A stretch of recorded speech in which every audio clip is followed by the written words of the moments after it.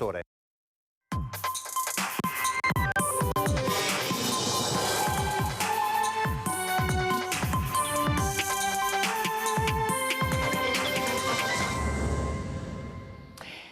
Prima edizione diretta come sempre il telegiornale dell'ora di pranzo di Antenna 3 Nord-Est. Buongiorno, ben ritrovati, tantissime le notizie della giornata che ovviamente approfondiremo ancora di più nei nostri telegiornali della sera, ma siamo già in grado di darvi diverse notizie che riguardano il Veneto. Sapete che ieri in Veneto è stata una giornata molto lunga, si è deciso sulla proposta di legge popolare presentata con 9.000 firme legata alla possibilità di decidere modi e tempi per dare la possibilità ai cittadini di scegliere sul porre fine alla loro vita in caso di condizioni di grave malattia e di malattia appunto irreparabile. Di questo parleremo tra pochissimo. Avete visto ieri la nostra lunga diretta e oggi abbiamo fatto il punto su quanto accaduto, perché di fatto questo disegno di legge è stato bloccato e ritorna in commissione. Ma partiamo prima da un'altra notizia che da Roma ci porta direttamente a Treviso. Si tratta della morte, dell'omicidio del giovane Alexandru Ivan di 14 anni, freddato dopo una lite in un bar sulla Casilina. Il secondo uomo ricercato in merito alle indagini di questo omicidio è stato catturato dai carabinieri e si tratta di Dino Petrov, cugino di Korun Petrov, già arrestato con l'accusa di concorso in omicidio e di aver organizzato l'incontro chiarificatore con il patrigno della vittima. Ebbene, è stato arrestato a Treviso, si trovava a casa di una zia presso la quale aveva cercato rifugio. Siamo nella zona della stazione ferroviaria di Treviso, dovrebbe esserci lì in zona per noi il nostro Christian Arboit per fare il punto. Si tratta dunque, come vi dicevo, del secondo arresto. Sì, lo vedo collegato. Christian, ci senti? Buongiorno.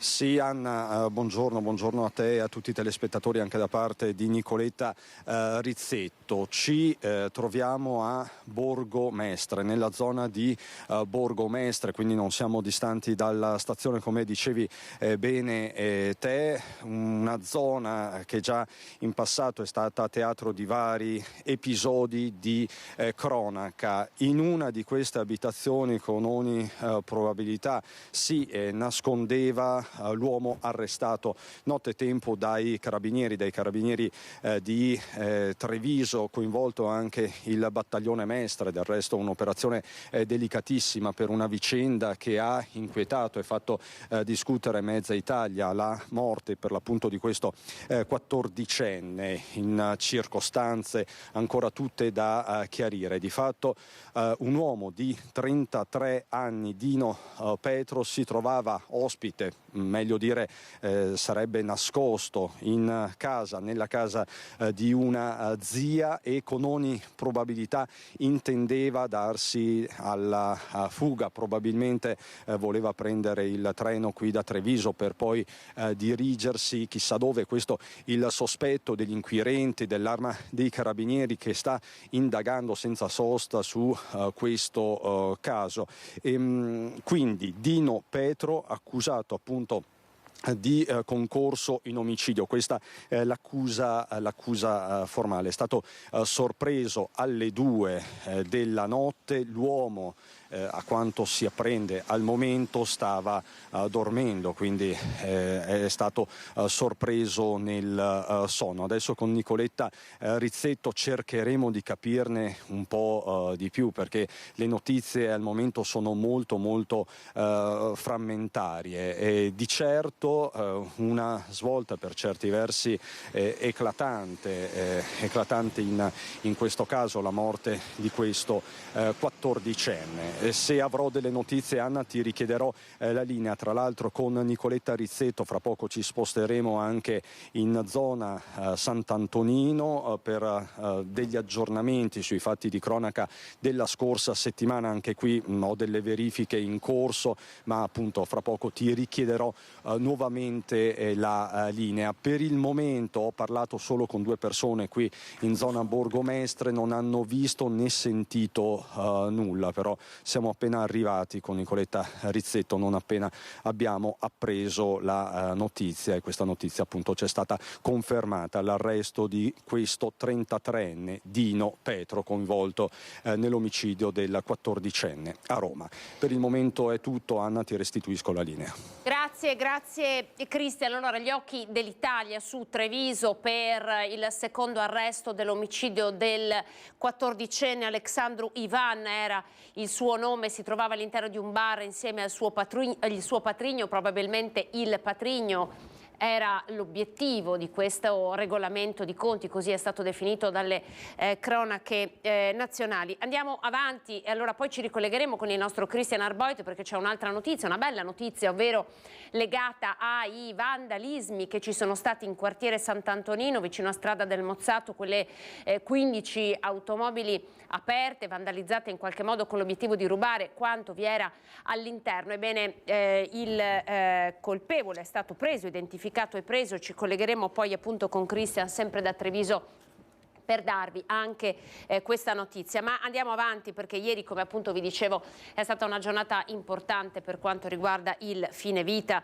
Sia il primo che il secondo articolo hanno ottenuto 25 voti favorevoli, ma non è bastato perché questa proposta di legge passasse, una proposta arrivata in Consiglio regionale con 9.000 firme raccolte dall'associazione Luca Coscioni, che oggi alle 14 ha già organizzato una sorta di conferenza stampa online con Cappato alla testa dell'associazione, che ha delle dichiarazioni da fare. Allora vi facciamo vedere, queste sono le slide che sono anche andate in onda ieri nel corso della puntata di Ring di prima serata con Ferdinando Avarino, di cui ovviamente ci siamo occupati proprio di questo. Favorevoli sono i consiglieri regionali che hanno votato sì, ovviamente vedete ci sono le sigle diciamo di tutta l'opposizione, Movimento 5 Stelle in testa. Poi chi invece ha votato no è il centrodestra, la destra, che ne è uscita spaccata da questa votazione, perché sapete che la Lega ha votato in ordine sparso. Allora vi facciamo vedere invece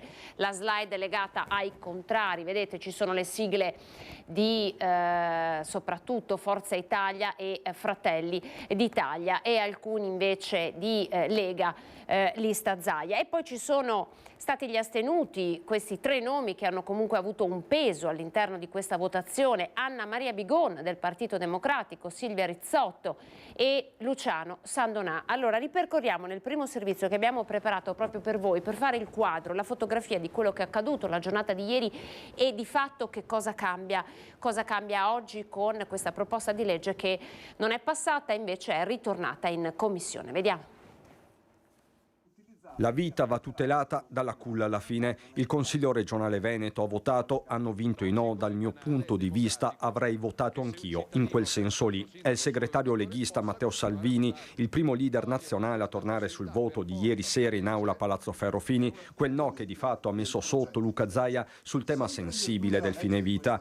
La Lega non è una caserma, c'è libertà di pensiero, per me è bene che sia finita così, ha scandito Salvini in una trasmissione televisiva della TV di Stato, segnando comunque un solco profondissimo con il governatore veneto, che fin dall'inizio ha sostenuto la battaglia per una legge regionale che regolasse il suicidio medicalmente assistito, proposta di iniziativa popolare arrivata a Venezia e supportata dall'associazione Luca Coscioni. Ma facciamo un passo indietro e torniamo alla maratona del Ferrofini, iniziata a metà mattina tra gli ultimi appelli del comitato promotore Liberi Subito e le bandiere con rosari dei Pro Vita, l'evidenza plastica di una balcanizzazione imminente che esplode alle 18:35 dopo ore di dibattito serrato, tensioni e calcoli. Si vota per articoli, il primo viene bocciato ma si va avanti, il secondo è quello fondante perché istituisce la commissione medica multidisciplinare. A favore 25 consiglieri, 22 contrari, 3 astenuti che valgono come dei no e un'assenza. Manca la maggioranza assoluta.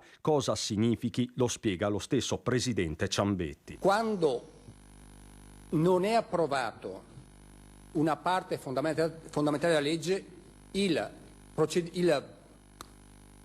di legge va rinviato in commissione per non mantenere diciamo, la cosa in aula. Ci vuole qualche decina di minuti per capire bene cosa è successo. Le luci del tabellone spiegano solo in parte la frammentazione delle forze politiche e delle coalizioni. La Lega è spaccata, Forza Italia e Fratelli d'Italia contrari. Dentro il PD decisiva l'astensione di Anna Maria Bigon, tanto che il Dem Jonathan Montanariello rimette in serata l'incarico da vice capogruppo. Pagina brutta per tutti, dice. Risulta evidente che la linea del Partito Democratico, come è stato detto e ribadito, era una linea ufficiale dichiarata con indicazione di voto favorevole. La collega Bigon ha votato un'astensione, capiremo adesso nelle prossime ore, insomma ci sarà sicuramente un chiarimento tra noi. Ecco. Ma è chiaro che gli occhi sono tutti per Zaia, che sul fine vita non solo si è speso politicamente, è un tema ricorrente anche nei suoi recenti libri, ribadisce la libertà di coscienza dei suoi Zaia e di come i pazienti terminali in Veneto possano comunque accedere al fine vita, come era stato nel caso della trevigiana Gloria. Io ho il massimo rispetto per le idee di tutti. Qui immagino e spero che non si sia partigiani nell'affrontare questo tema, che non ci siano delle fazioni. Io oggi ho detto, quando parlo, penso a chi mi sta ascoltando, che magari è a casa o sul letto d'ospedale, malato terminale o gravemente malato, che deve avere dei messaggi che siano assolutamente chiari. Dopodiché, come dico sempre, se accadesse a me io vorrei poter decidere. La libertà individuale è inviolabile, è un tema di libertà, non sono folgorato sulla via di Damasco, ma penso che gli amministratori abbiano l'obbligo di rappresentare tutti i cittadini. Cerca di tenere la barra dritta nella laguna in tempesta Alberto Villanova, presidente dell'intergruppo leghista, anche lui favorevole fin dall'inizio. Non c'era nemmeno un vincolo di maggioranza, quindi anche tra alleati ci siamo sempre detti che su questo ogni gruppo avrebbe potuto votare come voleva. Quindi sinceramente non vedo grandi ripercussioni, non vedo grandi problemi per quello che riguarda la maggioranza, soprattutto considerando appunto che è un progetto di legge esterno. Esulta Fratelli d'Italia, ha vinto la cultura della vita, afferma il coordinatore regionale Luca De Carlo, che ormai tutti danno come possibile candidato meloniano alle regionali 2025. Forse la campagna elettorale a Venezia è già iniziata, di sicuro sarà lunghissima. Anna Maria Bigon, Partito Democratico, il suo voto ha spostato l'ago della bilancia, il suo non voto ha spostato l'ago della bilancia, eppure l'opposizione aveva votato compatta, allora noi l'abbiamo ascoltata.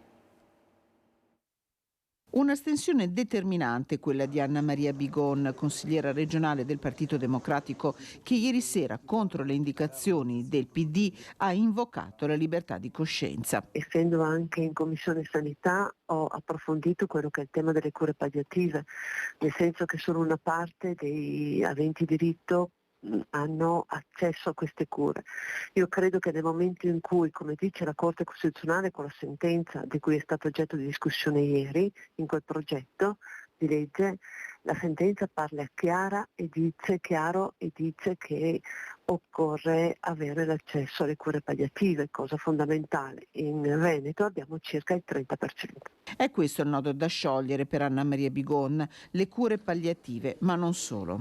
L'altro aspetto fondamentale è che nel momento in cui noi andiamo ad aprire e quindi a predisporre un progetto di legge, questo deve essere di competenza nazionale, non sicuramente regionale, per motivi anche molto semplici. Da una parte le altre regioni come la Puglia e la Toscana hanno deliberato con una delibera di giunta e non sicuramente una legge, cosa che può fare e poteva fare e può fare ancora il Veneto per parificare tempi e procedure. Per quanto riguarda tutto il resto invece serve una legge nazionale perché dobbiamo pensare non solo alla questione evidentemente delle cure palliative che è fondamentale, ma anche all'obiezione di coscienza, al fatto dei termini, quindi alla correttezza di questi, alla minore età.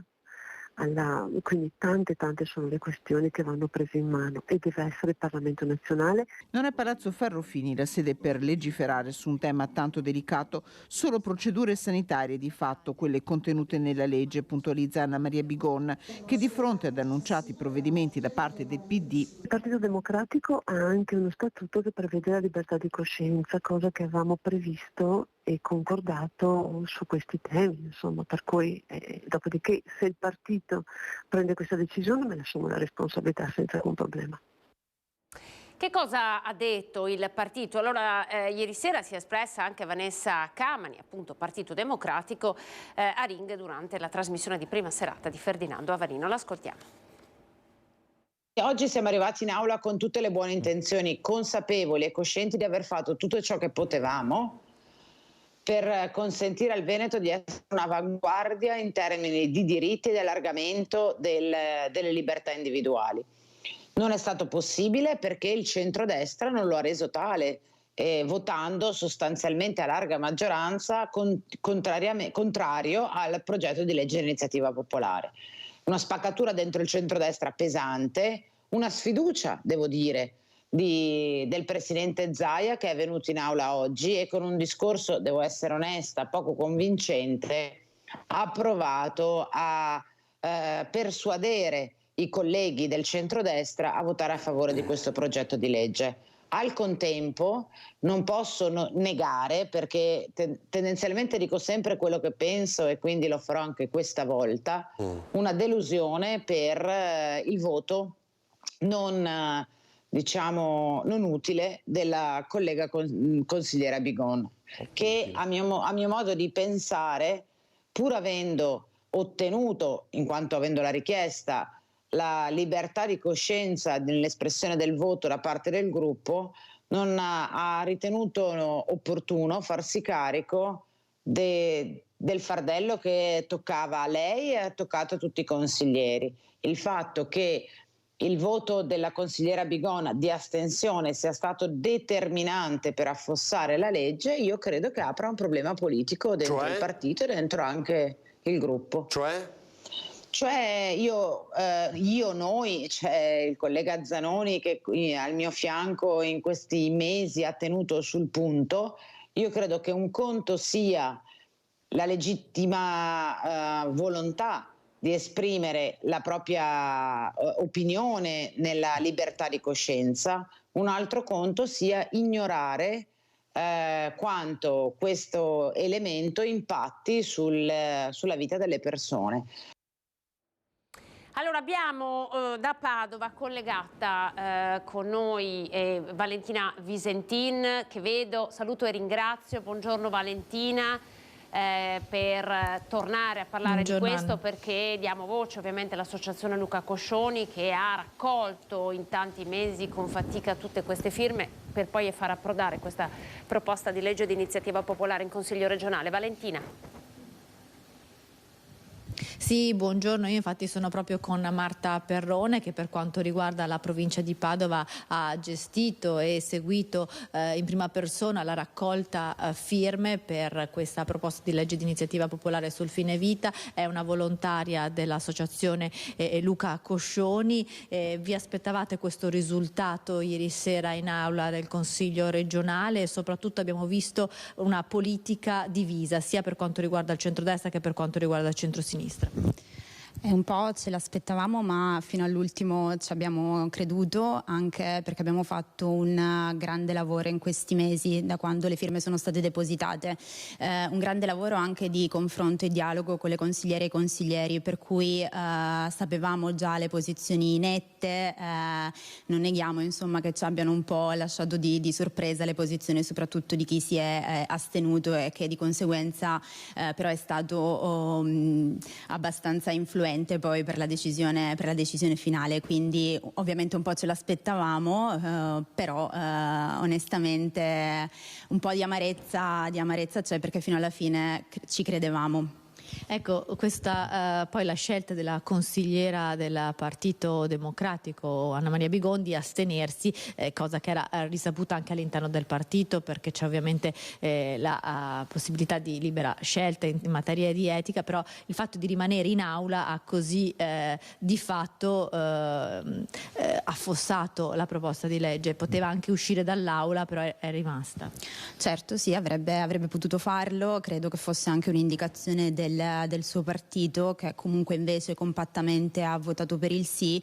A me preme sottolineare che quella di ieri non era una proposta di legge di tipo etico, era una proposta di legge tecnica, andava a stabilire tempi e modalità certe per un diritto che è già esistente, quindi non si trattava di dibattere, di decidere sulla liceità o meno delle richieste di accesso al suicidio medicalmente assistito, che in Veneto e comunque in tutta Italia sono già diritto, continuano ad essere diritto e continuano ad esserlo anche oggi, nonostante la bocciatura di ieri, ma appunto si trattava semplicemente di dare alle aziende sanitarie un protocollo stabile e di conseguenza una garanzia, una risposta chiara e certa alle cittadine e cittadini che un giorno potrebbero fare domanda di accesso al suicidio medicalmente assistito, che ribadisco è già legge in Italia.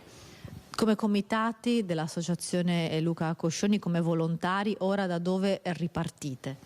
Ora ripartiamo sostanzialmente dove non ci siamo mai fermati, e quindi continuando a dare supporto a chi ce lo chiederà, quindi continuando anche la nostra attività di volontari e volontari con il numero bianco. Ci tengo anche a sottolineare che ieri tutte le posizioni che premevano per un potenziamento delle cure palliative, noi vogliamo rispondere che quello che facciamo come associazione Luca Coscioni praticamente da sempre, e lo facciamo con il numero bianco, lo facciamo con i nostri tavoli informativi, quindi in realtà niente di quello che niente è contro appunto un sostegno, una cura anche diversa da chi fa richieste di accesso al suicidio medicalmente assistito.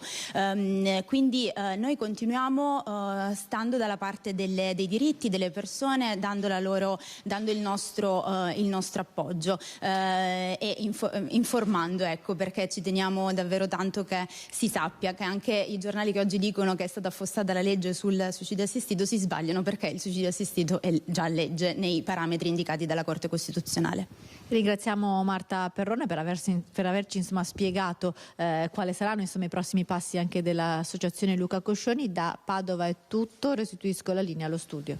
Grazie alla nostra Valentina Visentin. Tante le reazioni, la politica evidentemente si sta muovendo. Avete sentito all'inizio un'apertura il servizio di Christian Arboit, dove erano contenute anche le dichiarazioni del ministro Salvini, che si è detto contento dell'esito di questa votazione, nonostante Zaia, compagno di partito, non abbia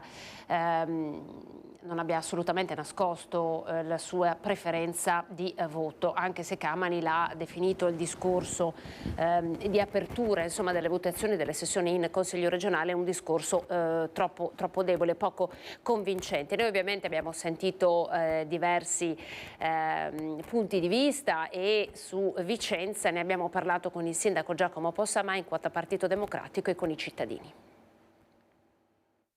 Se oggi fossi ancora consigliere regionale avrei votato a favore di questa proposta di legge. Penso che abbia detto giusto il presidente Zaia e che abbiano detto correttamente i consiglieri regionali di opposizione, di centrosinistra, che in questi giorni hanno detto che si tratta di dare applicazione tra l'altro ad una sentenza e che si va nella direzione di dare la libertà alle persone di scegliere la propria vita. Su questo tema delicato che ha spaccato il Consiglio regionale Veneto, l'opinione dell'ex capogruppo del PD, che ha dato le dimissioni per poter fare il sindaco, è quella che abbiamo raccolto con maggiore frequenza tra i cittadini questa mattina in centro. Io sono favorevole al 100%, perché non serve soffrire su un letto per anni. Se uno non c'è niente da fare, è inutile accanirsi, lo fai non soffrire ma lo porti verso. Io non sono d'accordo, perché sono praticante e di conseguenza che lascio tutto al Signore. Il momento è il Signore che dà la vita e se la prende e la spegne. Chi per motivi religiosi o altro non intende essere d'accordo tiene la sua idea e va bene così. Per chi non ha questi impedimenti è giusto che sia rispettata la sua opinione. Bisogna veramente lasciare una libertà laica nella scelta, anche perché sono dolori alle volte veramente inutili. È molto difficile. Io comunque con Zaia non sono per niente d'accordo per altre cose. Sì. Su questo? Su questo le dico, ho grossi dubbi. Bisogna valutare caso per caso, non si può fare di tutta un'erba un fascio, però ovviamente dobbiamo cercare di avere un'apertura mentale che ci permetta di capire obiettivamente che cosa si può fare. Se si rende conto, se arriva a tal punto ed è cosciente ovviamente che la situazione è quella, che possa decidere tranquillamente di cosa fare della propria vita. Se è cosciente debba avere il diritto, debba essere garantito il diritto di poter scegliere con le procedure ovviamente giuste. Ecco, avete sentito che cosa pensano i cittadini. Noi lasciamo da parte per un attimo questo tema per spostarci nel veneziano, dove vedo già collegata la nostra Anna Maria Parisi. Sono tanti i fatti legati ai maltrattamenti nei confronti delle donne di cui vi stiamo dando conto nelle ultime settimane. Questa volta c'è un caso a Mira molto interessante anche dal punto di vista giudiziario. Buongiorno Anna Maria.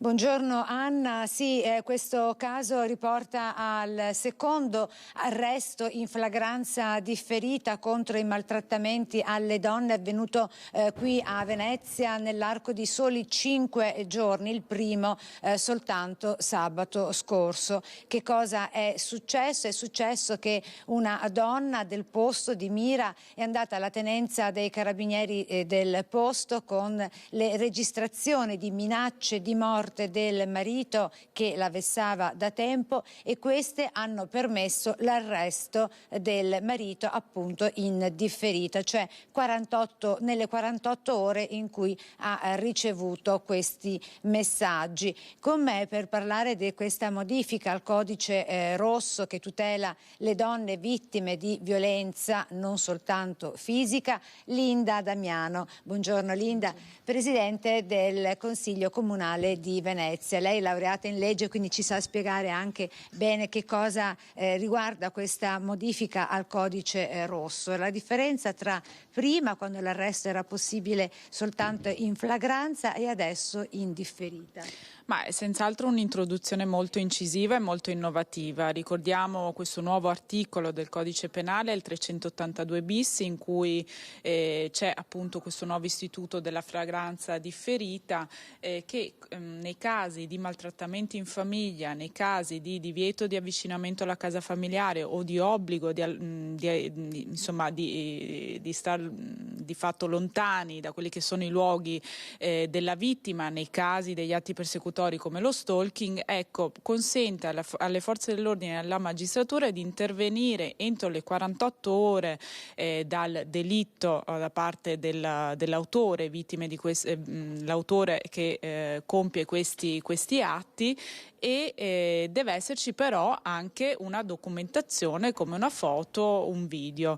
È senz'altro un'innovazione perché consente alle forze dell'ordine e alla magistratura di intervenire con efficacia e con celerità, fa sì che la donna vittima di violenza sia meno vessata psicologicamente, che riesca anche per il tramite di una semplice foto dell'autore di violenza di poter denunciare e attivare tutto il meccanismo della flagranza differita. L'arresto viene considerato comunque un arresto in flagranza di reato, anche se avviene entro le 48 ore. L'invito ovviamente alle donne, a tutte le donne vittime di violenza, è di denunciare e di chiedere sempre aiuto. Le istituzioni ci sono, i centri antiviolenza possono accompagnare queste donne nei percorsi di uscita, e quindi in questo momento così delicato e particolare in cui purtroppo i femminicidi non accennano a diminuire, c'è bisogno davvero che si faccia squadra e rete intorno a questa piaga sociale. Ecco, grazie Presidente per l'appello che ha lanciato, quindi l'appello, lo rinnoviamo, è quello di denunciare ogni forma di violenza suffragata dalle prove, quindi che sia una foto o comunque un messaggio anche vocale nel telefonino. Ha citato il centro antiviolenza facendo riferimento a quello che si trova qui a Mestre in Viale Garibaldi. Sono tantissime le segnalazioni che arrivano al centro, le richieste di aiuto che arrivano al centro antiviolenza violenza del posto, soprattutto in virtù delle iniziative del Comune di cui lei è l'attrice portavoce, Linda, per il Novembre Rosa, e dopo il fatto, dopo la tragedia di Giulia Cecchettin. Ma senz'altro negli ultimi mesi abbiamo registrato un aumento delle richieste di aiuto, è stato ricordato anche grazie a queste attività di sensibilizzazione che promuoviamo ogni anno col Novembre Donna e naturalmente sulla scia di quella tragedia che ha colpito Giulia Cecchettin. Il centro antiviolenza del Comune di Venezia è uno dei fiori all'occhiello di questo territorio che in maniera capillare e quotidiana svolge una grande attività di sensibilizzazione e soprattutto di protezione delle donne. Abbiamo aperto una terza casa rifugio proprio lo scorso novembre, c'è intenzione per quest'anno di aprirne un ulteriore proprio per far fronte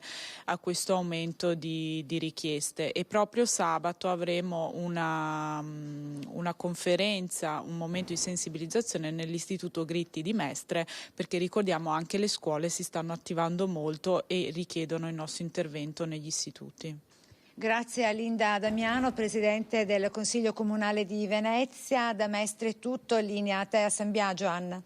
Grazie alla nostra Anna Maria Parisi. Allora tra pochissimo di nuovo con il nostro Christian Arboit per aprire una nuova pagina di cronaca, ma sempre per quanto riguarda la cronaca sono tante le altre notizie di cui vi vogliamo dare conto. Il prima è il delitto del Piave. Anica Panfile è stata drogata e uccisa, lo ha confermato l'autopsia. Franco Battaggia è in carcere, il nostro servizio. Colpita alla testa, poi soffocata. È morta così Anica Panfile, la trentenne di origini rumene trovata morta in un'ansa del Piave lo scorso 21 maggio in località Palazzon del comune di Spresiano. In manette per questo omicidio Franco Battaggia, 76 anni, veneziano, ex datore di lavoro. Lui sarebbe stata l'ultima persona ad averla vista viva. Le indagini serrate dei carabinieri hanno portato ad un unico indagato. Dopo la relazione dell'anatomopatologo Antonello Cirnelli, arrivata in procura solo poche ore fa, è scattato l'arresto. 2 auto dei carabinieri del nucleo investigativo del comando provinciale di Treviso sono andate a prenderlo, rintracciato, fermato e portato in caserma in via Cornarotta.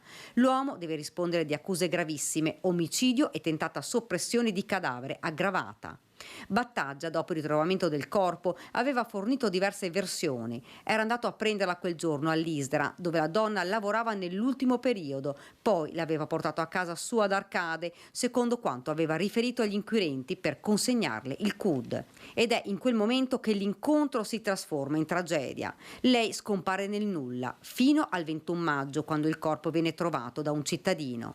Anica presenta delle ferite. L'autopsia rivela che ha subito un forte colpo alla testa e che la giovane mamma è stata soffocata ed uccisa. Non solo, nel corpo è stata trovata cocaina. Tante le domande. Anica faceva uso di droghe o è stata costretta a prenderla e perché? Certo è che da quella casa potrebbe non essere uscita viva. Nessuno l'ha più vista, né in strada né in piazza. Si ricompone il puzzle di un delitto che ancora non aveva un responsabile. Un killer che ha agito a sangue freddo. Quasi 8 mesi di indagine dei carabinieri, di accertamenti ed analisi dei RIS e poi la relazione determinante. Anica è stata uccisa soffocata forse con una mano sulla bocca.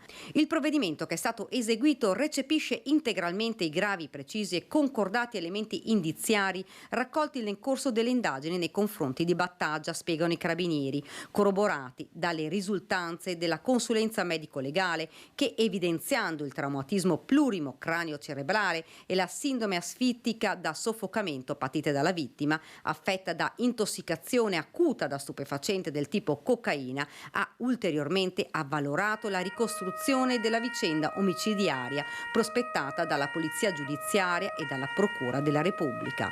Il fermato, espletate le formalità di rito, è stato trasferito alla casa circondariale di Treviso a disposizione dell'autorità giudiziaria. Gestivano un bazar della droga, ci spostiamo con la cronaca nel Padovano, ci sono delle denunce per moglie e marito, gli spaccini, gli spacciatori di cui si servivano erano anche minorenni. Completamente succube al compagno, lo aiutava a nascondere la droga lungo gli argini nei parchi di Padova. Una coppia, marito e moglie, gestivano insieme uno smercio di droga, organizzando direttamente le vendite dalla loro abitazione allestita come un bazar. I due, un trentenne tunisino residente a Saonara e la compagna, si avvalevano anche della complicità del fratello di lui e di altri giovani, tra cui dei minorenni. Per soddisfare meglio le richieste dei clienti avevano anche stabilito una turnazione lavorativa per i loro pusher. Le indagini erano partite nel novembre del 2022, quando un 33enne tunisino, contatto della coppia, era stato trovato con 600 grammi di cocaina. La scorsa estate, invece, i poliziotti della squadra mobile, che da tempo seguivano i movimenti dello straniero, avevano sorpreso il fratello del 31enne tunisino in un bed and breakfast di Piazzola sul Brenta con un connazionale di 17 anni con oltre un etto di cocaina, 900 euro e tutto il materiale per preparare le dosi.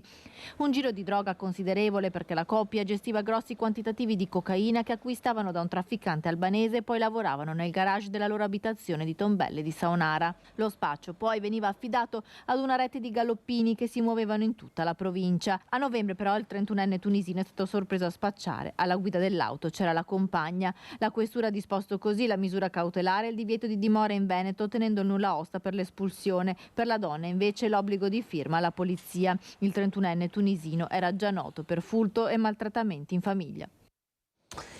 Ancora maltrattamenti, restiamo nel padovano. Botte e minaccia alla moglie, persino alla figlia, anche quando durante la pandemia seguiva le lezioni online. Per un marocchino di 43 anni è stato disposto l'allontanamento dalla casa di famiglia. Non potrà avvicinarsi alla casa di famiglia con l'aggiunta dell'applicazione del braccialetto elettronico il cittadino marocchino di 43 anni ritenuto responsabile di numerosi episodi di violenza domestica. Questa è la decisione del Tribunale di Padova dopo l'indagine aperta dalla Procura a seguito della denuncia della moglie. Connazionale, sposa dell'uomo in tenerissima età, la donna è stata più volte picchiata e minacciata anche quando era incinta del terzo figlio. Tra gli episodi più gravi, quello commesso ai danni della figlia, picchiata mentre seguiva davanti al PC le lezioni in DAD durante il Covid, sotto gli occhi increduli e impauriti dei compagni di classe collegati. A una prima denuncia ad aprile ne era seguita una a dicembre da parte della donna esasperata, da qui l'arrivo del provvedimento. La cronaca ci porta a Vicenza con il bilancio della Guardia di Finanza per l'anno 2023, 2.600 gli interventi di polizia economica e finanziaria, impiegati 4.500 equipaggi in servizio di controllo del territorio. Oltre 2.600 gli interventi operativi messi a punto dalla Guardia di Finanza di Vicenza nel 2023, 320 indagini di polizia giudiziaria a contrasto degli illeciti economico-finanziari e dei traffici illeciti in genere, più di 4.500 gli equipaggi in servizio di controllo economico del territorio, con un impiego di 12 pattuglie al giorno in media, che si sono avvalse del supporto delle unità cinofile per contrastare i fenomeni di spaccio e traffico di sostanze stupefacenti. Oltre un centinaio le pattuglie impiegate nell'ambito dei soli servizi di polizia ad alto impatto, predisposti in sede di Comitato per Ordine e Sicurezza Pubblica, svolte con l'ausilio dell'elicottero nelle zone calde della città. Sequestrati complessivamente oltre 55 kg di stupefacente tra cocaina e marijuana, denunciate 82 persone, di cui 30 in arresto, e sequestrati oltre 62.000 euro in contanti, auto e veicoli, sostanze da taglio e per il confezionamento. Nel 2023 sono stati scoperti 71 grandi evasori totali che risultano aver sottratto al fisco decine di milioni di euro di materia imponibile, individuati 1.700 lavoratori in nero e sospese 78 attività dei finanzieri rivolte su più fronti, dal contrasto delle frodi fiscali al controllo degli appalti per i lavori pubblici, al controllo dei distributori di benzina sul territorio, fino al reddito di cittadinanza, per cui sono stati intercettati circa 500.000 euro indebitamente percepiti ed è scattata la denuncia per 50 persone. Siamo alla frana in Val Brenta con la strada, la Valsugana bloccata e ovviamente anche il trasporto ferroviario e dunque la viabilità della Pedemontana di fatto in tilt. Ci colleghiamo con la nostra Monica Smiderle che si trova a Pieve del Grappa, se non sbaglio, con il sindaco. Monica, buongiorno.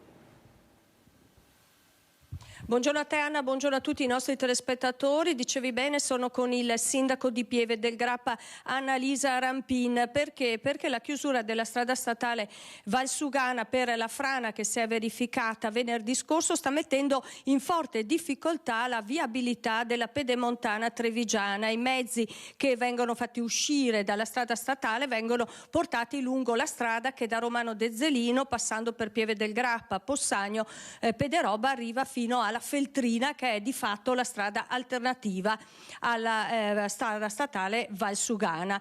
È una strada che non è sicuramente in grado di sopportare una viabilità, mezzi pesanti come quelli che transitano in questi giorni. E allora sentiamo, sindaco, qual è la situazione?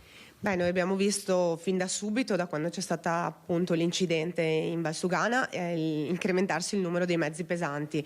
Oggi l'ordinanza che annuncia appunto i 45 giorni di lavori e di chiusura appunto del traffico diventa per noi molto preoccupante, perché finché l'emergenza si può gestire, vederci davanti tutti questi giorni in cui ci saranno file interminabili di camion in tutti e due i sensi di marcia è un problema, in particolare per il centro di Crespano, perché appunto la piazza vede transitare i mezzi pesanti e ha delle strettoie che nel doppio senso di marcia, avere i camion presenti, creano sicuramente un problema di appunto snellimento nel passaggio. Abbiamo la strettoia al ponte che c'è tra Crespano e Paderno, abbiamo poi le curve che portano a Possagno, quindi siamo molto preoccupati. Stamattina con gli altri colleghi della Pedemontana abbiamo appunto chiesto, io ho sentito il settore viabilità della provincia di Treviso, l'ingegner Veggis, che appunto mi diceva che effettivamente anche loro stanno attenzionando questa cosa e mi suggeriva appunto di farci interpreti di la richiesta di incontro in prefettura con tutti gli attori, in modo da valutare soluzioni che possano quantomeno allentare un po' la pressione che c'è in questi giorni sulle nostre strade. Anche perché, lo abbiamo sentito, è prevista una lunga chiusura della strada statale Valsugana, più o meno 45 giorni, in quanto ci sono degli altri massi pericolanti che rischiano di cadere sulla ferrovia e sulla strada. Dunque è impensabile avviare in questo momento dei lavori, proprio perché non ci sono le condizioni di sicurezza. Quindi una chiusura annunciata di almeno 45 giorni. Sindaco, è impensabile che una strada come quella che attraversa il suo comune possa sopportare un traffico pesante per un periodo così lungo. No, non è assolutamente accettabile, nel senso che già il nostro comune è interessato dal traffico normale dei mezzi pesanti che vanno in direzione est-ovest nella normalità. Oggi vedere tutto ciò che arriva dal Brennero, tutto ciò che appunto deve poi spostarsi sulla Feltrina per ritornare in Valsugana, significa numeri importanti di mezzi pesanti e per noi diventa davvero motivo di forte preoccupazione, oltre che di pericolo. Naturalmente si attende la convocazione di questo tavolo. Quali soluzioni porterete? Beh, una delle idee sarebbe quella di suddividere il traffico, nel senso fare in modo che invece che l'uscita di Pederoba venisse appunto suggerita l'uscita direttamente a Caerano, in modo da spostare il traffico anche sulla Bassanese, almeno in un senso di marcia, in modo da avere la possibilità per i camion che attraversano le strade di non incrociarsi con altri mezzi.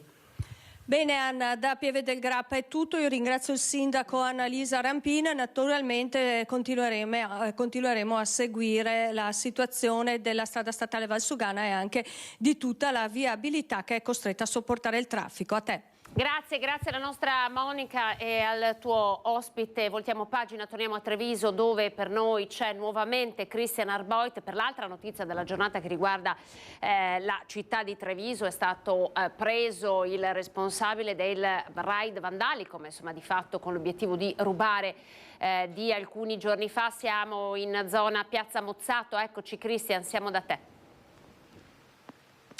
Sì, buongiorno di nuovo Anna, buongiorno a te e a tutti i telespettatori anche da parte di Nicoletta Rizzetto. Ci troviamo tra strada del Mozzato e via Colonna. Esattamente una settimana fa vi raccontavamo di un raid vandalico ladresco senza precedenti, oltre 15 le auto visitate, in qualche modo bersagliate da ignoti. Ebbene, questo ignoto ora ha una faccia ed è stato deferito stabilito l'autorità giudiziaria. Si parla di un 25enne, si tratta di un 25enne di origini straniere, residente nel veneziano ma domiciliato a Treviso. Gli uomini e le donne della squadra mobile di Treviso sono risaliti a lui dopo una attività investigativa particolarmente serrata a cui ha partecipato anche la polizia ferroviaria di Treviso, perché siamo sempre nella zona della stazione, quindi un raid in piena regola. State vedendo sicuramente le immagini di quei danni che avevano anche mobilitato il sindaco, il comandante della polizia locale Andrea Gallo, e nostra ospite una settimana fa era Maria Pupo, che ringrazio, Maria Pupo, che è referente del controllo di vicinato. Ringrazio anche perché mi tiene al coperto in questa giornata piovosa. Pupo, voi siete soddisfatti? Insomma, è un risultato questo? Certo, stamattina quando abbiamo avuto una notizia ovviamente siamo rimasti tutti soddisfatti, anche nel gruppo ci sono state dimostrazioni appunto di grande soddisfazione, e veramente sentiamo il bisogno di esprimere il nostro ringraziamento alle forze dell'ordine, perché effettivamente loro a volte sono anche molto discreti, a volte hanno dei tempi proprio per proteggere la gente, per non fare schiamazzi, però siamo soddisfattissimi che sono arrivati a individuare e quindi a fermare, insomma, la persona che sembra, dalle notizie che autore di questo raid. Restano però sul tappeto tutte le altre tematiche di cui avevamo parlato anche la scorsa settimana, quindi lo spaccio, il degrado comunque dell'area. Voi ribadite la vostra richiesta al comune di telecamere? Sì, il sindaco ce le ha promesse, anche ai vostri microfoni, quindi qui in Piazza del Mozzato, in Piazzetta Morosini e all'inizio di Strada del Mozzato alla confluenza con via San Antonino, e io mi auguro che vogliano mantenere fede a questa promessa e metterla in atto anche con una certa celerità, compatibilmente con quello che serve, con quello che è necessario, però che insomma non sia una cosa promessa e rimandata come la rotonda, come altro, perché effettivamente lo spaccio, ma anche episodi antipatici che possono succedere qui in piazzetta, ce ne sono avvenuti, incidenti e quant'altro, insomma, dal deposito immondizia, insomma tutto quello. Cahier de doléances particolarmente nutrito. Diciamo che voi vi siete fatti un bel nodo al fazzoletto. Grazie Maria Pupo. Grazie davvero. Anna, ti restituisco la linea da Strada del Mozzato con Nicoletta Rizzetto. Grazie a te Cristian Arboit e Nicoletta Rizzetto per questo secondo collegamento. Siamo alla pubblicità, pochi secondi, poi torneremo qui con il collegamento con la vicepresidente dell'Ordine delle Psicologhe e degli Psicologi del Veneto. Due temi che tratteremo, questo appena discusso, appena dibattuto, sul fatto che non sia passato questa proposta di legge sul fine vita. Chiariamolo ancora una volta, il fine vita è già normato dalla Corte Costituzionale. Questa proposta di legge doveva dettare i tempi e i modi e in qualche modo accelerare, anche eliminando la burocrazia che come sempre c'è dietro a queste procedure. E poi parleremo anche del taglio ai fondi per combattere e contrastare i disturbi alimentari. Quindi pochi secondi di pubblicità, poi in diretta ancora su Antenna 3.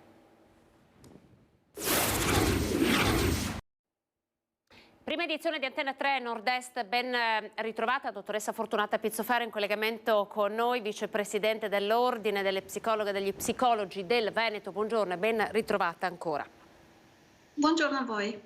Allora, grazie per essersi collegata con noi, perché vorremmo affrontare con lei due temi. Il primo, per il quale l'avevamo contattata, questo taglio dei fondi per i disturbi alimentari, ma visto insomma la cronaca della giornata non possiamo non chiederle un passaggio anche su questo disegno di legge che di fatto non passa, legato al fine vita, il suicidio medicalmente assistito, e non passa anche in queste modalità, cioè praticamente per un voto per un voto che tra l'altro ha un'astensione da parte di un politico del Partito Democratico. Quindi quello che viene restituito all'opinione pubblica è anche un Consiglio regionale profondamente spaccato, un'opposizione, una sinistra spaccata, anche una Lega spaccata. Sull'opinione pubblica che effetto può fare una cosa di questo tipo e il fatto che siano i banchi del Consiglio regionale a dover decidere per un tema insomma così delicato? Beh, si possono fare due ordini di considerazione su questo tema. Come lei dice, c'è una spaccatura, probabilmente perché il tema della vita, della morte, della salute del corpo è un tema che investe particolarmente le persone, anche dal punto di vista emotivo, investe la popolazione, investe anche i politici a fare delle decisioni. È un tema di etica importante che probabilmente coinvolgerà la società sempre più nel tempo, quanto il progresso ci permette di alterare il corso naturale della vita, alterarlo in più direzioni, non solo quando si mette fine alla vita, ma è un trapianto che permette di continuare la vita, è una deviazione del corso naturale degli eventi.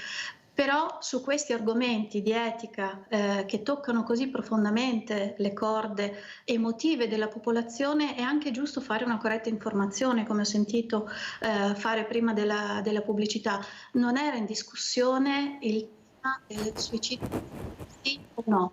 E su questo forse si è creato una spaccatura, quando invece si può contribuire a portare maggiore unità se pensiamo che tutti dobbiamo contribuire a dare assistenza alle persone che fanno una scelta difficile, in un momento che è forse il più difficile del proprio percorso di vita. In discussione non è se si può fare o non si può fare, perché appunto questo è già possibile grazie alla Corte Costituzionale che lo ha definito, ma la Giunta regionale deve decidere e definire in che modo lo si può fare, dando anche un messaggio di cura alle persone che, se non hanno una legge che norma e dà un perimetro, si sentono abbandonate a loro stesse, non avendo una definizione dei tempi. Ecco, io direi che è importante trovare forse una convergenza tutti insieme nell'idea che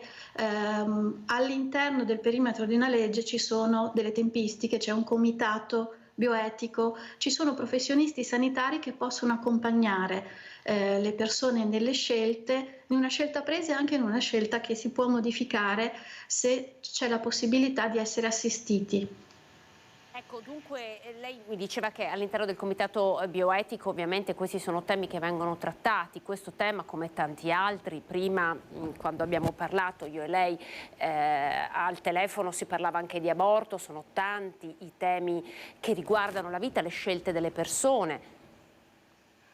Certo, come si diceva, la possibilità grazie alla medicina di poter alterare il decorso naturale della vita significa appunto la possibilità di mantenere in vita le persone i trapianti, la possibilità di dare la vita grazie alla fecondazione assistita e anche la possibilità di interrompere una vita. Sono temi importanti nel quale ognuno può avere sì una libertà di è un suo pensiero, però nel momento in cui lo Stato italiano definisce una persona può decidere per la propria vita, tutti noi credo saremmo concordi nel dire che una persona, per esempio, che vuole interrompere la gravidanza va assistita all'interno del servizio pubblico che può dare garanzie di assistenza e non lasceremo queste persone in balia di percorsi non regolamentati e anche con un rischio di pericolo per la propria vita. C'è secondo lei il rischio di una percezione anche da parte dell'opinione pubblica di una certa distanza della politica,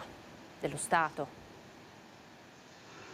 C'è probabilmente il rischio per l'opinione pubblica intanto di non comprendere effettivamente di che cosa si sta parlando, se le informazioni sono molto strillate, molto urlate e molto polarizzate e poi questo può portare a una disaffezione delle persone nel momento in cui non viene percepita una presa in carico problematiche reali che le persone possono avere lungo il corso della propria vita. Restiamo sulle problematiche reali. Venerdì ci sarà una manifestazione in 28 città di tutta Italia a causa del taglio al Fondo Nazionale per il contrasto ai disturbi dell'alimentazione. Si tratta di un emendamento al decreto milleproroghe che ha rifinanziato il fondo per il contrasto a questi disturbi. Allora, di che taglio stiamo parlando e di fatto quanto pesa questo su chi, come voi professionisti di disturbi alimentari, vi occupate quotidianamente? Beh, nei fatti il fondo che era stato istituito nel 2021 aveva portato 25 milioni di fondi per il biennio 2022-2023 e questo fondo inaspettatamente è stato cancellato nell'ultima legge di bilancio. Quindi nella sostanza, se non vengono fatte manovre correttive, se non ci sono nei piani del governo delle alternative di cui in questo momento non si ha notizia, tutti i percorsi di cura, tutti i contratti anche a termine con professionisti sanitari che erano stati stipulati grazie a questo fondo che permetteva di assistere tutte le persone con un disturbo dell'alimentazione, si troverebbero a dover chiudere nei prossimi mesi e a dover appunto chiudere questi contratti perché il fondo non ha più nessuna capienza. Quindi, tenendo presente che i disturbi alimentari coinvolgono in Italia più di 3 milioni di persone, la maggioranza di queste sono donne, sono preadolescenti, adolescenti e i fondi erano una boccata di ossigeno che non permettevano tutte le azioni necessarie, perché sarebbe anche utile fare molta prevenzione nelle scuole, però togliere anche questa opportunità di cura lascerebbe milioni di famiglie in balia di un disturbo che comunque richiede anche una multidisciplinarietà nel trattamento e quindi si carico economicamente di più figure professionali. Ecco, quali sono le azioni necessarie? Allora, partiamo proprio da qui. Beh, le azioni necessarie a partire dalla prevenzione sarebbero percorsi nelle scuole che aiutino i bambini preadolescenti a creare un buon rapporto tra sé e il proprio corpo, un'autostima sufficientemente buona che non sia completamente vincolata all'immagine corporea, un'immagine corporea spesso mentale, perché ricordiamoci che non sono bambini preadolescenti che non contenti del proprio corpo perché sono in sovrappeso, ma si abbassa sempre di più la percezione di quale sia il peso ideale. Le ricerche già da tempo ci dicono che anche bambini in normopeso o quasi in sottopeso percepiscono se stessi come in sovrappeso e quindi possono smettere di mangiare, possono alterare un meccanismo di fame e sazietà ed entrare in una spirale che poi li porta a sviluppare un disturbo che, se non trattato in tempo, facilmente può cronicizzare nel tempo. Senta, hai dubbio che questi disturbi siano cresciuti, siano in aumento anche nel nostro paese? A che cosa è dovuto questo, secondo lei? Allora, non è un dubbio, perché i dati ci dicono che già nel 2021 i disturbi sono aumentati esponenzialmente, cioè molto più degli anni precedenti. Comunque già da 20 anni il trend in aumento, soprattutto nel 2021 e nel 2022 la crescita è stata ancora maggiore. Non abbiamo i dati definitivi ora del 2023, ma pare confermato che comunque ci sia stata un'esplosione.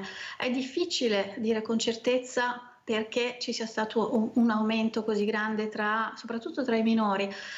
È possibile che i 2 anni di pandemia, di post-pandemia, nel quale ci sono state meno possibilità di relazione, ci sono state molte relazioni mediate attraverso uno schermo, l'impossibilità per bambini che entravano in preadolescenza e in adolescenza di sperimentare il proprio corpo all'interno di un contesto allargato relazionale tra coetanei, l'abbia portati poi a ritornare in società con un disagio, meno capacità di interfacciarsi con un corpo che era cambiato nel frattempo, non più quello di un bambino o di una bambina, ma quello di un adolescente, e tornare ad interfacciarsi con un corpo reale e con compagni in carne ed ossa all'interno delle mura scolastiche. Quanto contano secondo lei i simboli, gli esempi che insomma in qualche modo abbiamo attorno tutti i giorni, questi ragazzi hanno attorno tutti i giorni, siamo evidentemente bersagliati da tanti stimoli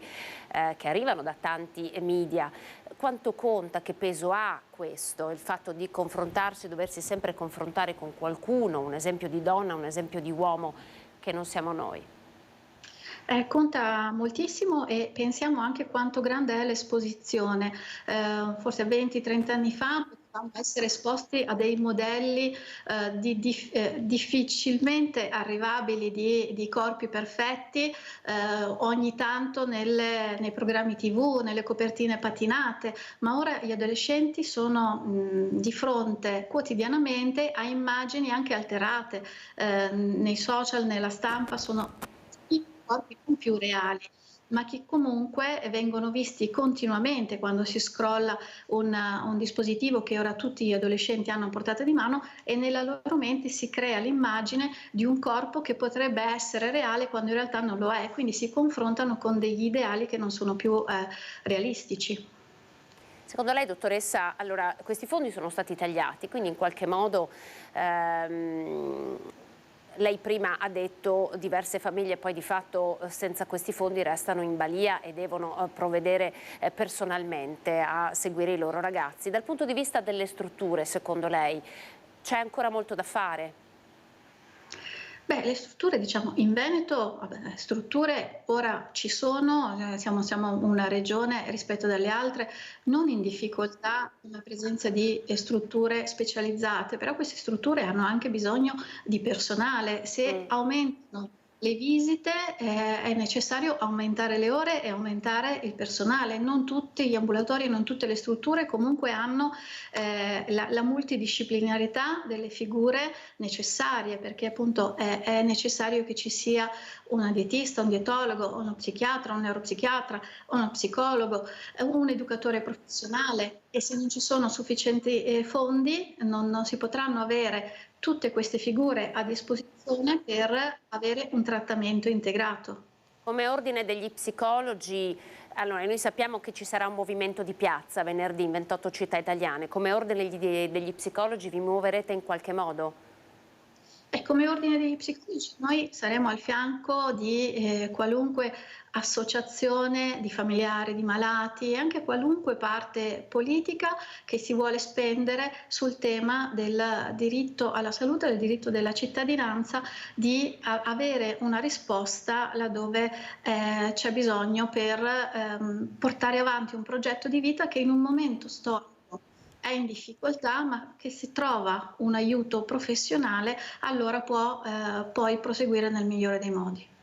Senta, nell'economia di un bilancio che sappiamo essere molto difficile, soprattutto in un paese come l'Italia, tagliare fondi ai disturbi alimentari significa voler dire che il problema non esiste o non è un problema così grande? Come lo si può spiegare alle famiglie? Allora, io in questo momento non me lo spiego e quindi voglio ancora pensare che ci sia l'idea del governo, una manovra alternativa che magari dia anche una risposta strutturale, quindi non con fondi che devono essere rinnovati annualmente o biennalmente, anche perché è un tema di salute pubblica che può incidere poi negativamente nelle casse dello Stato se viene lasciato abbandonato a se stesso, perché al di là degli esiti infausti, solo nel 2023 i disturbi alimentari hanno fatto quasi 4.000 vittime come decessi, ma ci sono comunque una serie di disturbi fisici che le persone si portano avanti per il resto della propria vita e quindi problematiche fisiche che in qualche modo andranno comunque a pesare il Servizio Sanitario Nazionale. Grazie dottoressa, grazie, come sempre lei è chiarissima e diretta, grazie per essere stata con noi. Arrivederci. Arrivederci, Fortunata Pizzoferro, vicepresidente dell'Ordine delle psicologhe e degli psicologi del Veneto. Pochi secondi di pubblicità, poi la protesta degli agricoltori con Coldiretti, il tema legato all'energia, agli impianti a biogas sui quali l'Europa sta tanto puntando, tra poco. Quindi vi aspetto ancora in diretta.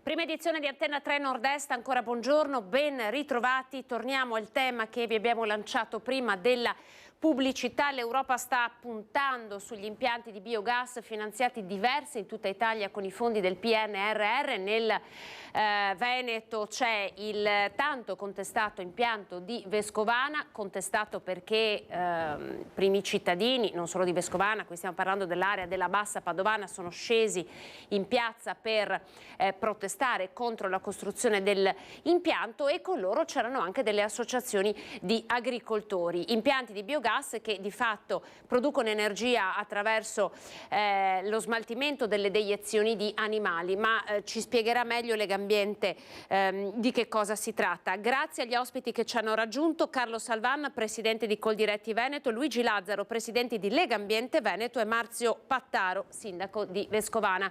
Buongiorno a tutti. Buongiorno. Eccoli. Li sentiamo. Allora io partirei subito con il sindaco di Vescovana. Facciamo vedere, chiedo alla regia, le immagini di questa presa di posizione dei cittadini. Allora, perché Vescovana dice di no all'impianto, sindaco? Allora, sostanzialmente ci tengo a precisare che non sono personalmente, ma anche l'amministrazione che rappresento, non è contraria a questo tipo di impianti sostanzialmente. Se però proposti da aziende agricole che hanno un minimo di superficie per l'autoapprovvigionamento, se ci sono allevamenti collegati, quindi quel tipo di impianto avrebbe un significato. Qua ci troviamo di fronte a una ditta che ha fatto una richiesta di autorizzazione per la costruzione e appunto la gestione dopo di questo impianto, ma di fatto non hanno le matrici da immettere nel digestore. Non ci sono quindi le disponibilità dei terreni per l'approvvigionamento. Tra l'altro qua è proposto con una matrice sostanzialmente la barbabietola da zucchero molto costosa da coltivare, da produrre, e non hanno nemmeno gli allevamenti, insomma, ecco, quindi i reflui da mettere nell'impianto. Questo è probabilmente il motivo principale per cui non riteniamo diciamo, l'impianto autorizzabile. Ecco. Oltre ad altre criticità, dalla viabilità alla vicinanza di alcune case, e quindi ecco, ad altri aspetti che abbiamo appunto fatto presente alla Regione. Allora, Luigi Lazzaro, presidente di Legambiente Veneto, abbiamo sentito cosa dice Vescovana. Vescovana dice: non siamo contrari, ma non in questo territorio, non avrebbe senso. Ci può spiegare perché l'Europa sta puntando tanto sugli impianti di biogas e li ha così voluti finanziare con il PNRR? Sì, buongiorno a tutti. Buongiorno. Intanto c'è da notare una cosa curiosa, che per tutti gli impianti legati alle energie rinnovabili la posizione spesso nei territori è che nessuno è contrario allo sviluppo delle rinnovabili, però nessuno le vuole nel proprio territorio. Questo è un elemento che penso vada considerato nel ragionamento, senza nulla togliere a quello che succede in particolare a Vescovana. Io non conosco il progetto nel dettaglio e sicuramente i progetti debbono essere fatti bene e avere una filiera di approvvigionamento della materia e di realizzazione dell'impianto che deve rispondere a dei criteri adeguati rispetto allo sviluppo, con i criteri di sostenibilità. Però dobbiamo mettere in evidenza che il biometano, il biogas e il biometano che viene poi realizzato attraverso questi impianti è una parte importante della strategia energetica per lo sviluppo di forme alternative alle fonti fossili, petrolio, carbone, gas naturale, di cui tutti facciamo abbondantemente purtroppo ancora buon uso. E per quanto riguarda in particolare il settore dell'agricoltura, degli allevamenti, gli allevamenti, ecco, per così dire, ne abbiamo tanti in Pianura Padana, di certo non autoproducono il loro mangime per il numero di capi che invece abbiamo in maniera abbastanza importante in Pianura Padana, eppure gli allevamenti ci sono insediati nel territorio, quindi dobbiamo avere un po' più di pragmatismo nell'affrontare questi elementi. E poi c'è da dire che sempre, se vengono sviluppati con criteri di sostenibilità e con le adeguate tecnologie, possono contribuire contestualmente non solo all'emancipazione dai fossili e quindi dell'approvvigionamento delle stesse, ma anche allo sviluppo dell'economia circolare, perché si può recuperare e restituire materia organica ai terreni che sono a rischio desertificazione. Penso che su questo anche gli agricoltori siano consapevoli, diciamo, del rischio a cui si incorre rispetto a territori sempre più poveri dal punto di vista della sostanza organica, e si possono produrre fertilizzanti organici. In più si possono diminuire le emissioni inquinanti in atmosfera attraverso la corretta gestione della sostanza che entra negli impianti e del digestato della sostanza che poi è il prodotto in uscita. Quindi su questi aspetti c'è da considerare che sono adeguate, diciamo, tecnologie, se ben realizzate e insediate nel territorio, che possono aiutarci su svariati fronti alla lotta al cambiamento climatico e anche alla riduzione dell'inquinamento, che, torno a dire, in pianura padana è un elemento, diciamo, che purtroppo conosciamo tutti molto bene e che è causato da svariate fonti, tra cui, e non in maniera marginale, causata dalle emissioni che vengono dalle attività agricole, in particolare dalla zootecnia. Ecco, sì, collochiamo bene gli impianti nei luoghi adeguati e niente da dire se a Vescovana il progetto e il collocamento non è adeguato, però cerchiamo di non, demonizzare la tecnologia e l'impiantistica, perché è importante che questi tipi di impianti vengano realizzati nel territorio. Ecco, allora, agricoltura, siete stati citati in causa. Presidente Carlo Salvan, posso chiederle la sua posizione in merito a questi impianti? Abbiamo visto sventolare anche le bandiere di Coldiretti sui trattori che hanno protestato contro questo impianto proprio a Vescovana, la zona della Bassa. Posso chiederle la vostra posizione, Presidente? Sì, buongiorno a tutti. Penso che le considerazioni che ha appena fatto il Presidente di Lega Ambiente sono sicuramente alcune anche di quelle che da tempo facciamo presente, quindi la possibilità di utilizzare questo tipo di impianti per la valorizzazione soprattutto di reflui zootecnici o di sottoprodotti dell'agricoltura, non certamente prodotti primari o principali, per utilizzarli, valorizzarli appunto in chiave energetica, nell'ottica di differenziare quello che è il paniere di approvvigionamento del Paese quanto a utilizzo di fonti per i vari usi, come è stato giustamente evidenziato.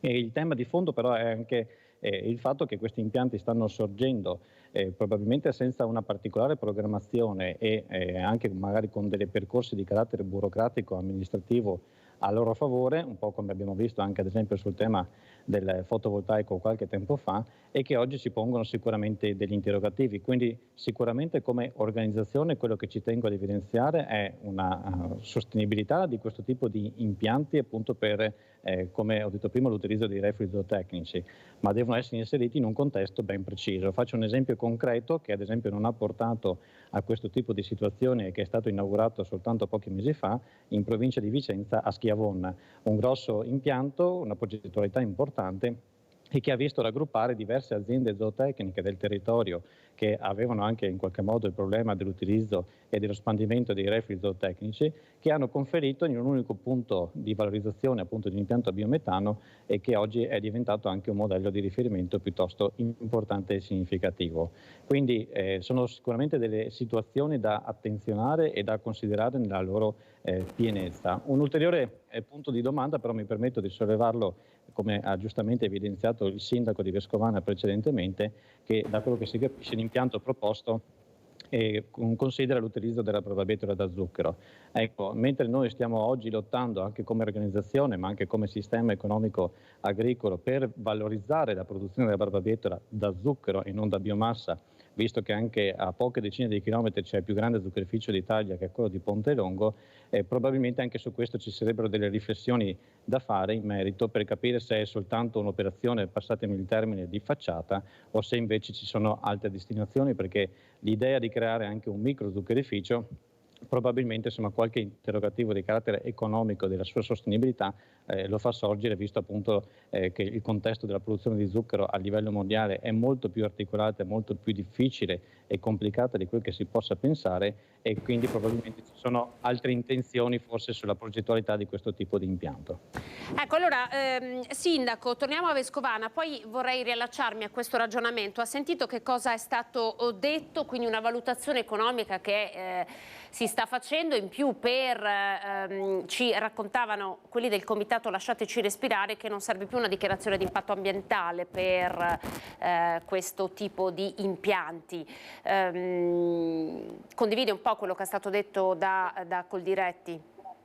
Ma mi sembra che sia Coldiretti che Legambiente abbiano appunto abbiano centrato in pieno. Ripeto, non siamo contrari a questo tipo di impianti se posizionati nel posto giusto, se le matrici, c'è la disponibilità della materia prima. Vi ricordo che ormai anche i letami e i liquami qui nel nostro territorio sono già praticamente tutti utilizzati dagli impianti, dai biogas già presenti, esistenti, quindi anche la difficoltà di reperire proprio la materia più povera, diciamo, secondo me è un problema nel caso di Vescovana. Ribadisco, non siamo contrari, anzi ritengo che l'agricoltura, come è già stato detto anche da Coldiretti, debba fare la propria parte in merito all'autoprovvigionamento di metano, comunque da fonti alternative ai fossili, e quindi ripeto. Come vi muoverete, Sindaco? Cioè, che potere avete ora voi nelle mani? Come vi muoverete? So che insomma state bussando alle porte della Regione. Ma noi siamo in contatto con la Regione, ci stiamo confrontando su alcune tematiche e a breve, a giorni, presenteremo ulteriori osservazioni alle già criticità presentate nella conferenza dei servizi, e dopo la Regione valuterà appunto se autorizzare o meno l'impianto. Ecco. Che sensazione ha lei? La parola ce l'ha la Regione. Che sensazione ha lei? Che sensazione ha? Io dico che secondo me gli enti locali dovrebbero avere un peso molto più importante all'interno di queste conferenze dei servizi. In fin dei conti siamo noi che conosciamo il nostro territorio, conosciamo le criticità, conosciamo se un territorio può andare sotto acqua, conosciamo le difficoltà stesse del territorio, la viabilità. Quindi a mio avviso all'interno di queste conferenze di servizi gli enti locali dovrebbero avere sicuramente un peso molto più rilevante rispetto a tutti gli altri attori. Io mi auguro che la Regione recepisca e capisca le criticità che questo impianto porta con sé, insomma, ecco. Grazie. Allora, Lazzaro, riprenderei un po' le dichiarazioni che ha appena fatto il sindaco Pattaro, anche perché vorrei ampliare un attimo il tema. La transizione green, questo Green Deal, rischia, e lo abbiamo visto in diverse battute, di essere anche antieconomico. Cioè, possiamo chiarire un po' questo anche ai telespettatori? Cioè, la transizione energetica green ha comunque dei costi. Ma questo è indiscutibile, che la transizione ecologica abbia dei costi di investimento per transire, per cambiare quelli che sono i modelli anche produttivi, oltre che quelli appunto organizzativi. Quindi è evidente, ed è questo che sta servendo e dovrebbe servire quello che è il famoso Next Generation EU, e poi trasformato, diventato per una parte importante sugli interventi ambientali, almeno un terzo del bilancio di quella pioggia di miliardi che l'Europa ha messo a disposizione per la ripresa e la resilienza. Perché mi perdoni se la interrompo, ma volevo chiarire perché le ho fatto questa domanda, perché tra le tante persone, io andai a Vescovana quando ci fu questa protesta, tra le tante persone, adesso al di là del singolo impianto, tanti dicono il bilancio i costi, no, che vengono richiesti ad una collettività, anche in termini di emissione di CO2, dovrebbe essere costo 1 e poi energia 8, beneficio 8. Invece con impianti da biogas, questa è un po' la tesi che in tanti si sosteneva,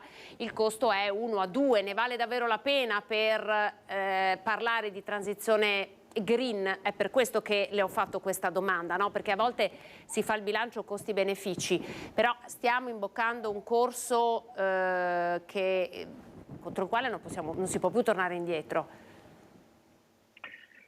Sì, detto che bisogna, diciamo, stare attenti quando si cerca di sostenere una posizione territoriale, aggrapparsi, diciamo, a elementi che non riguardano poi puntualmente le problematiche, che, ripeto, quando sono presenti a livello puntuale non è detto che debbano essere problemi, diciamo, trovare ulteriori motivazioni per spiegarsi se l'impianto è realizzato senza avere un rapporto con gli agricoltori del territorio, quindi non si approvvigiona in un raggio definito e limitato d'azione del materiale di cui ha bisogno, se il materiale in ingresso è un materiale che non deriva da zootecnia e quindi da scarto, diciamo, attività agricola, e non deriva da scarti agricoli piuttosto che da secondi o terzi raccolti, e quindi è un prodotto realizzato, coltivato esclusivamente per la produzione di energia, quindi non va bene.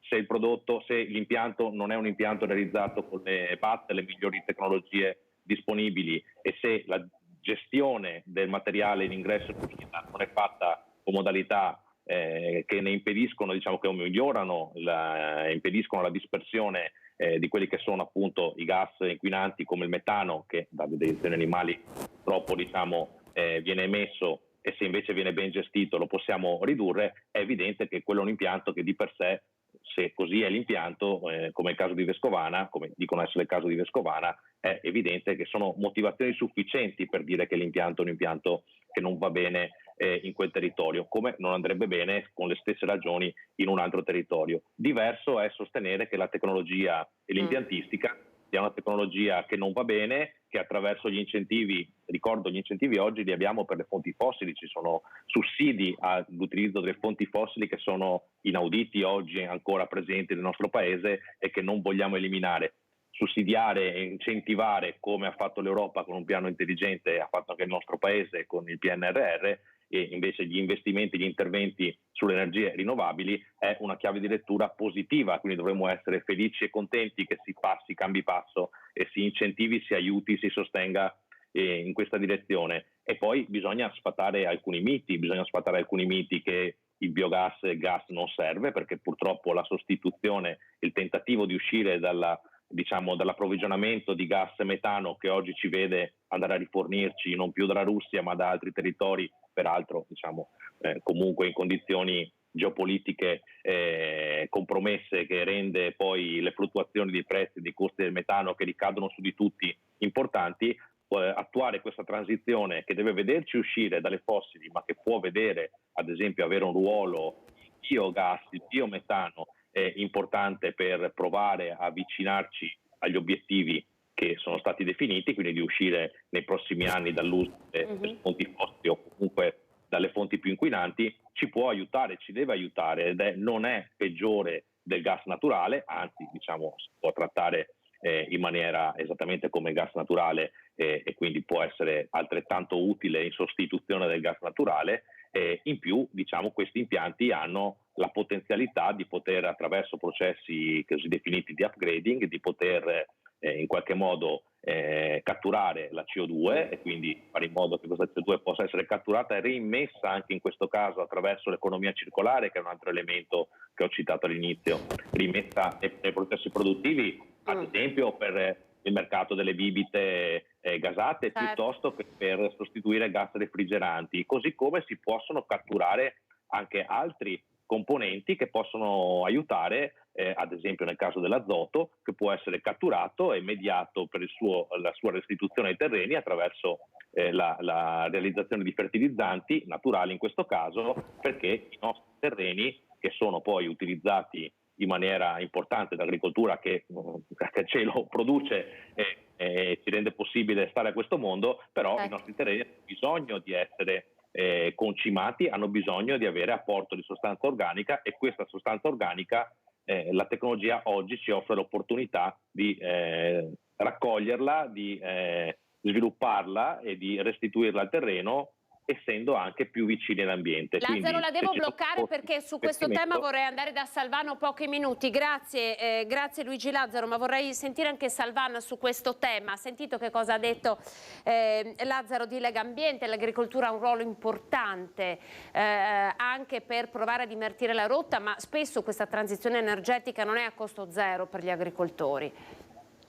No, per niente, anzi purtroppo le scelte che la nostra Unione Europea ha condotto negli ultimi anni, basate su una ideologia, senza voler essere eccessivo nei termini, di carattere ambientalista in maniera ossessiva, ci ha portato addirittura al paradosso che per ridurre la produzione agricola, contenere le emissioni e tutta una serie di altri adempimenti, senza considerare il fatto che le emissioni totali che la nostra Unione produce, l'Unione Europea intendo, è di pochi punti percentuali rispetto a quello mondiale. Quindi sicuramente sono altri meccanismi che dobbiamo andare a individuare per consentire a tutti di fare la transizione ecologica, non soltanto a noi che addirittura rischiamo di subirla, noi mondo agricolo, a scapito delle nostre produzioni, e magari favorendo invece altre agricolture che possono utilizzare metodi, tecnologie, i prodotti chimici, i prodotti di carattere fitosanitario che noi magari abbiamo abbandonato da 30 anni e costringendoci ad importare per il nostro fabbisogno prodotti realizzati in questo modo, senza dimenticare poi gli aspetti di carattere salutistico che è altrettanto fondamentale. Quindi noi chiediamo da oggi in avanti, come lo stiamo chiedendo già da alcuni anni, che chi ha la responsabilità di decidere, soprattutto a livello comunitario, si basi sulla fattibilità di condurre dei percorsi di praticabilità e anche di possibilità di accompagnare tutto un sistema economico in questo senso, ma senza soltanto porre gli obiettivi, ma dandoci anche gli strumenti per poterlo fare, perché di sostanza organica ne abbiamo bisogno, perché abbiamo bisogno di produrre meglio utilizzando meno input e soprattutto di carattere chimico, ma dobbiamo anche essere imprese, quindi di poter rimanere concorrenziali nel mercato, che altrimenti rischiamo di essere spazzati via da una concorrenza di carattere sleale, sia comunitaria che extracomunitaria, che ci potrebbe portare a perdere la nostra identità produttiva agricola. Presidente, grazie per essere stato con noi. So che lei si trova a Santa Lucia di Piave per un importante incontro di cui parleremo questa sera. Faremo vedere anche le immagini per il nuovo portale per acquistare chilometro zero, gli agricoltori e i produttori che si incontrano a Santa Lucia di Piave, quindi anche per chi volesse fare un salto, ecco, voi siete lì. Grazie ai nostri ospiti, Carlo Salvan, presidente Coldiretti Veneto, Luigi Lazzaro, presidente Lega Ambiente Veneto, e il sindaco di Vescovana, Marzio Pattaro, per questo dibattito. Grazie a voi tutti per essere stati con noi. Siamo al cinema di Antenna 3 Nord-Est con una pellicola dal titolo L'albero della vita. Vi auguro un buon proseguimento di giornata. Arrivederci.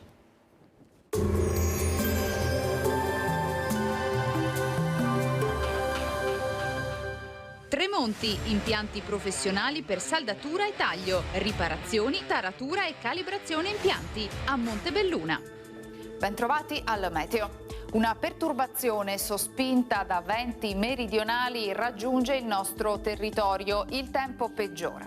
Vediamo il dettaglio di mercoledì 17 gennaio. Sul Veneto il cielo sarà molto nuvoloso, con precipitazioni inizialmente sporadiche, via via più diffuse nel corso del pomeriggio e in moderata intensificazione verso fine giornata. Le temperature minime saranno in aumento, comprese tra 0 e 3 gradi, massime in calo tra 3 e 5 gradi all'incirca. Spostiamoci ora sul Friuli Venezia Giulia. Anche qui il cielo sarà coperto con precipitazioni inizialmente a partire dalla costa e dalle zone orientali che si estenderanno in giornata un po' a tutta la regione. Vediamo le temperature, le minime saranno comprese tra 0 e 6 gradi, massime sui 5-9 gradi. Infine diamo uno sguardo al Trentino Alto Adige, dove anche in questo caso non mancheranno piogge moderate diffuse un po' dappertutto, neve a quote collinari in progressivo aumento successivamente. Temperature minime sotto 0, massime sui 3 gradi. Dal meteo di Antenna 3 per ora è tutto, grazie per l'attenzione. Arrivederci.